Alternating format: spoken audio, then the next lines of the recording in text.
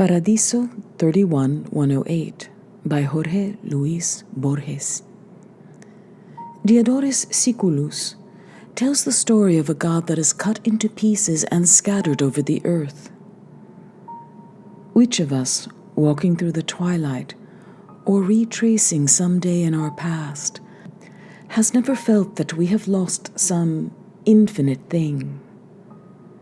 Mankind has lost a face, an irrevocable face, and all men wish they could be that pilgrim dreamed in the Empyrean under the rose, who goes to Rome and looks upon the veil of Saint Veronica and murmurs in belief, "My Lord Jesus Christ, very God, is this indeed thy likeness, in such fashion wrought?" There is a face in stone beside a path, and an inscription that reads the true portrait of the holy face of the Christ of Jain.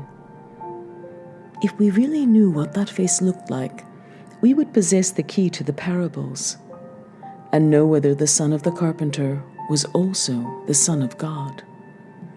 Paul saw the face as a light that struck him to the ground. John as the sun when it shines forth in all its strength. Teresa de Jesus many times bathed in serene light, although she could never say with certainty what the color of its eyes was. Those features are lost to us, as a magical number created from our customary digits can be lost, as the image in a kaleidoscope is lost forever. We can see them, and yet not grasp them.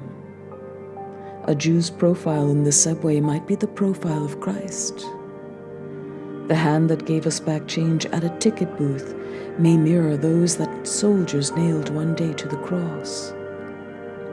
Some feature of the crucified face may lurk in every mirror.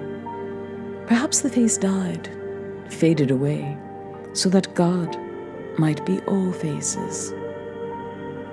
Who knows but that tonight we may see it in the labyrinths of dream, and not know tomorrow that we saw it.